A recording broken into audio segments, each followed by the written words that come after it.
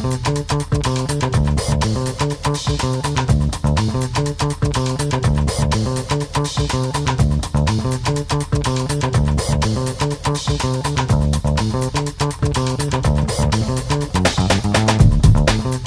a lot of stuff in the local newspapers about our lagoon out here and it being polluted, and then there's problems with railways and new railways that are coming. So I'm sitting there doing some research today, and look what I found out. That the Seaboard Airline Railroad was one of the very first railroads down here, and it started the Indiantown Telephone Company. Wow. Did you know that? I didn't know that, right? So somehow, Jeff Leslie is responsible for all aboard Florida. That's the only way I examined this as many ways as I could have, and that's the only way that it came out. We have Right, free sir? rotten tomatoes. Everybody knows Jeff Leslie, right? Because he went to FAU. He's the only, in Florida, he's the only certified public accountant with a smile, a great handshake, and he's always selling you something. If you do not have broadband at this moment in every room in your house, including all the bathrooms, we're going to fix it right now. Jeff Leslie. Thank you.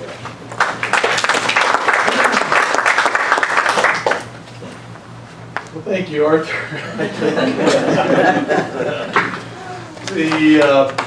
I guess I started out as a CPA. I actually worked for some national CPA firms. That was actually how I got my start, until I figured out that I wasn't a very good CPA type of person. And I kept wondering, like, man, I'm putting all these hours, I really don't enjoy this, you know. And it just wasn't my thing. And so somehow I ended up migrating. And he's right, our company goes way back, probably at least 80 years, you know, that the telephone company, we're actually we actually are the same thing as AT&T is the way we started, just as a little guy that had the service area of Western Martin County. And AT&T was evidently better at the bargaining table because they got the whole coast of Florida, you know. So anyway, but that's kind of how it started. And I actually bought the company about 4 years ago. I had been the CEO for the family that had owned everything, and the owner had passed away.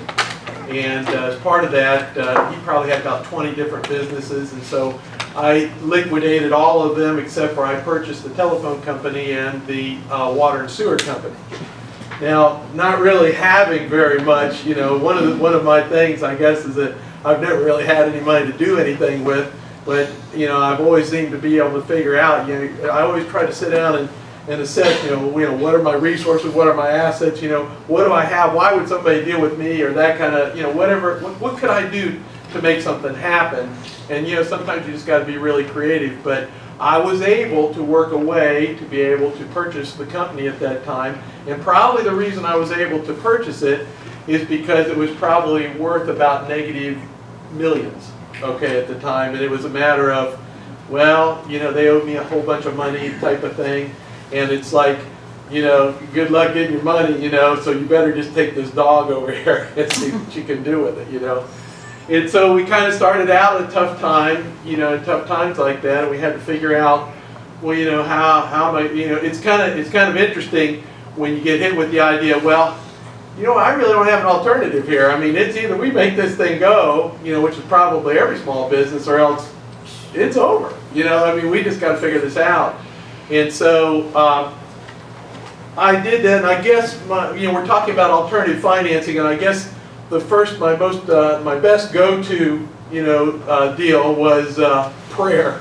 You know, so that was the one that helped me first and foremost, I guess.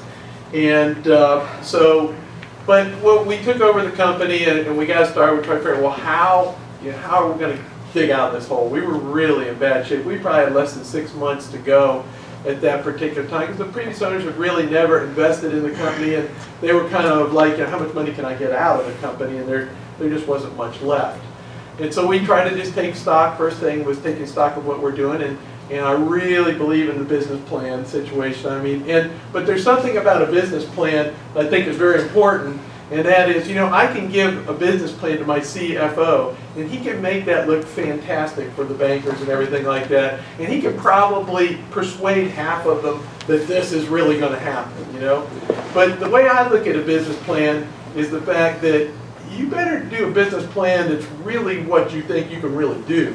I mean, you might be able to make a little more aggressive one, and you tell the banker, hey, this is really aggressive, but you better understand, at least in my thing, it was always like my CFO is like, oh, look, this may not happen. We better discount this by 50% or forget that, whatever, because the truth of the matter is, why am I wasting my time if I can't get there?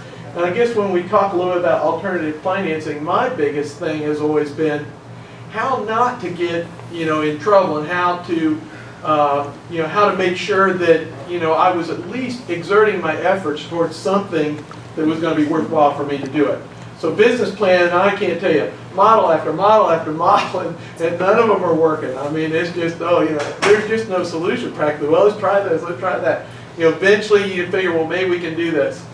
And so I guess one of our big things was I kind of made a decision that if we're going to do this, we're going to do it right, okay? And having been a CPA, worked in lots and lots of businesses and things like that, there's so many people that just hope it's going to work out right, But you don't want to fool yourself about that kind of thing. You really got to say, hey, is there really a shot to do this? And I want to really know that this can happen. And so one of the things that was very important to me is that if I wanted to be in business, I wanted to offer a quality product where I could make it above. We set some goals. I wanted to be able to offer a quality product. I wanted to be able to get an above average return on that product. And I wanted to be able to couch it as a premium product that people would pay that for. And so we started, from day one with everything's going to be quality. And then where the prayer part came in was the fact of, Lord, just let the cash last long enough until I get enough of these deals going that it'll start happening for me, okay? And so lots of prayer in that regard. But so what we did is we started looking, as I said, we really took a real good look at the stock of our company to say, what do we have? What resources are available? How could we do these things? And I think it's like the gentleman there mentioned, we can't really take a lot of credit because there's a lot of smart people. You have to find the smart people, Art and Skip, and a lot of these guys have helped us a lot, and people that are successful. I mean, I wore those people out, trying to figure out. So there's not much original thought. But one of the things we investigated is, have you ever looked into grant financing? Is there any grants? Is there any kind of government deals? Of course there's SBA, factoring. There's all those different types of things you can do. And then some of them come with really stiff covenants where they really tie you down to where you can't even breathe without calling your banker or whatever like that. And, so you got to understand all of that. I do find it, and we are actually trying to work right now a little bit with Wells Fargo. Matter of fact, if you've never really studied Wells Fargo, what a great company to study for the successful company they are. They're really a good read to learn more about their company and the things that they've done and everything. But a lot of times I found too that if I could deal with a bank, sometimes dealing with a community bank was a good thing too, because they're not quite as much up on covenants yet. A lot of times they get the money, and it's not like, oh yeah, well your gross profit has to remain at this, and you can't do this, you can't do that, and whatever like that. So they're a little tougher to borrow from because they don't have the expertise, and you may not be able to get a loan from them. But sometimes if you need a little relief from covenants, you might be able to benefit from doing that. But what we did that was really cool is I figured, well, I really don't have anything to lose, so I just got to try whatever I think I can do, and then I really believe in myself that I can go out and make some things happen. And so we found that in our industry that we were able to deal with the Department of Agriculture because we were considered a rural telephone company. Okay. Well, now, if most of you have been to Indiantown, there isn't enough people in Indiantown to ever pull us out of what our situation was. So we knew we had to go out after additional revenues and find other revenue sources in order to be able to make this thing happen. And somehow we need to get to the big city or whatever was necessary to make things tick. But one of the real gems that really gave us our first ray of hope was that we found out with the Department of Agriculture that they have a special deal for rural telephone companies. And what's really cool about a rural telephone company, which I discovered a lot in our company, is that we can borrow from the Department of Agriculture and during that term it was somewhere, it's all fixed lending for about 4%, we're about 3.8 is our mix right now, is what we have, that they were able to lend to us. And when I invested that money into infrastructure within our service area, the federal government would give us an 11.25% return on everything that I invested in. Okay, as long as it was capital equipment. So it's like arbitrage, you know, that's an opportunity. So we went and we borrowed at 4%. Somehow we convinced the Department of Agriculture that we were worthy, you know, to be able to have a business plan, $100,000 in cost to be able to make that happen, okay? But, you know, they go through everything, very similar to SBA. I don't think you have to worry about $100,000 in cost necessarily. You might at times. But the Department of Agriculture is very difficult to deal with. But we were able to do that, and so we had a source to get us started. And so we started investing, and I went to a lot of people in our industry, and they said, oh, there's a lot of risk, you know, because federal laws could change and things like that. But I really didn't have any other opportunity, and I really have a lot to lose. So it was a matter of let's go do it. And so I started borrowing at 4% and getting a return of 11.25%. Even if I didn't put another customer on, I still got the 11.25 on everything that I bought. And so I think one of the things like that is, you know, have you really taken the time to look at all those options? I would imagine that Career Source, you know, Arthur, you know, the Ford Accelerator, I mean, is you're really seeking out those things because some of the places where some of us live are rural, and you might be able to go to the Department of Agriculture, you might be able to go to other things, and there may be grants and opportunities that are available to you. So that's one, you know, that are searching and trying to figure out how these things work. Hey, Jeff. Yes. You guys started off as a CLEC? We were an ILEC, which is, you know, or an RLEC, which is what AT&T is, and we built a CLEC so that we could compete outside our service area. We started doing things because we didn't have much money. We were able to work some deals like with governmental agencies that were building fiber and needed to get in Western Martin County, so we did fiber swaps. And we came up with every kind of thing we could. We always evaluate what are our resources, how could this be valuable to somebody else? And a lot of times other people don't realize that you have something that may be valuable. You got to think that out, and you think about that kind of business, and you say, well, you know, I might have something that's valuable to him right there. And how can I leverage that to get to the next step? Because if you want to talk about lending, I mean, we had no chance to lend. I mean, the best part we did from those things probably accrue about an $8 million net operating loss, okay? And so there was no one, we didn't have the right debt to equity ratios, but the one thing we did focus on was cash flow. And so when we started looking at our daily work, it was like, well, let's just put our nose down to the fundamentals. Let's block, let's tackle, and let's run, okay? And don't worry about what's happening. Look at the plan, keep going, try to boost our cash flow, because you can have an awful big loss on your P&L and still be generating positive cash flow. And so I think one of the gentlemen here mentioned about how important cash flow is. You can get people interested in you because you've got positive cash flow. So in our particular case, we were trying to overcome $1.5 million a year in depreciation expense. So here we're losing big money, but we had really big cash. We had good cash flow, you know, to be able to offset that. And so we got a little bit more attention that way.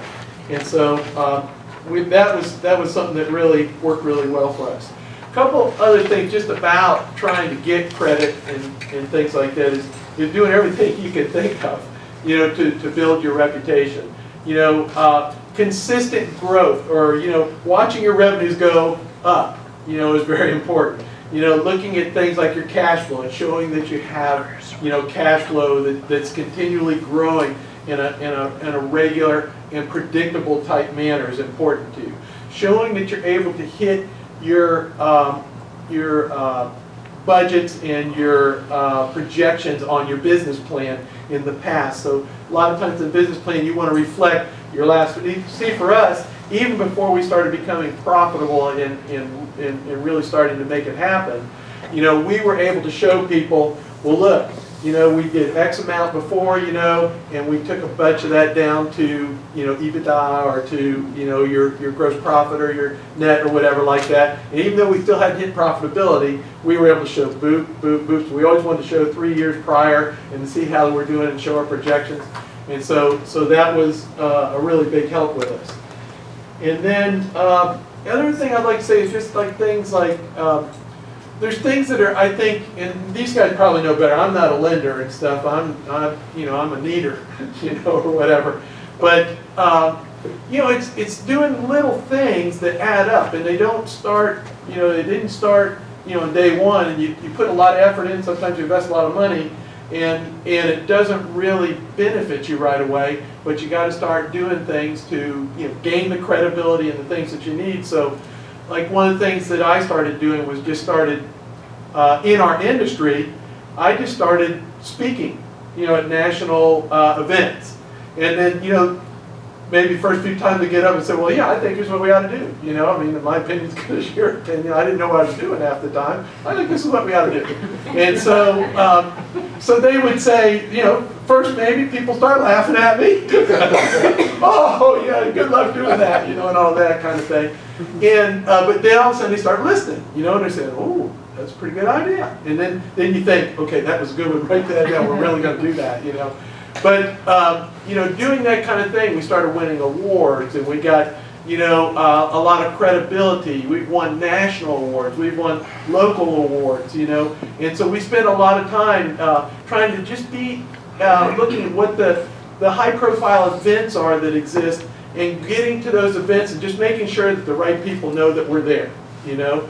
And then I think on those, the shadow of the doubt, or you know when it comes to the flip of the coin, you know, from the bar or whatever, when they see that, I think you get some flexibility because, man, here's a credible guy, you know. And then the other thing I can't emphasize enough is who's making your pitch, you know. I mean, do they really believe, you know, in what they're pitching? Because, you know, if you can really go and, you know, be an outstanding, you know, pitch person and really, you know, get people to like what you're selling or whatever it is like that, you get the benefit of the doubt a lot of times when you probably shouldn't have it. And so a lot of our alternative financing was a hope and a prayer and just a lot of work and doing the little things that added up, you know, to having opportunities. And that was it. Yep. So, out there in the pretty little town of Indiantown, Right. you have all this bandwidth. Yeah. You got server farms. You Yeah. got all this cloud.